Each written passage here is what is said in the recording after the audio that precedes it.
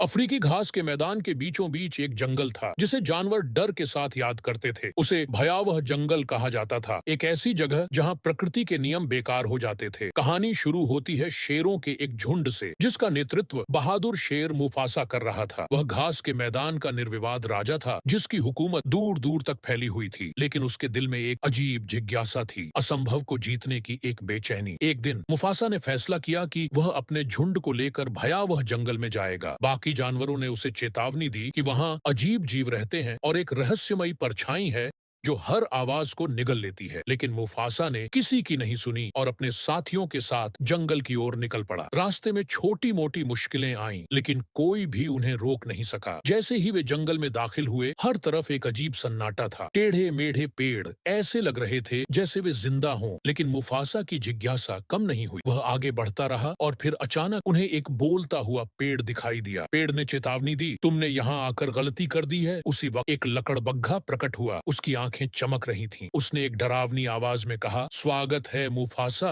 मैं तुम्हारा ही इंतजार कर रहा था। यह जंगल कोई आम जंगल नहीं है, तुम्हें यहाँ नहीं आना चाहिए था। अब तुम कभी यहाँ से बाहर नहीं जा पाओगे। मुफासा ने देखा कि एक शेर की परछाई उसके सामने से भाग रही थी। उसे एहसास हुआ कि यह जंगल सच में डरावना था, लेकिन उसने अपने झुंड का हौसला बढ़ाया और कहा कि डरने की कोई जरूरत नहीं है। तभी अचानक सब कुछ अंधेरे में डूब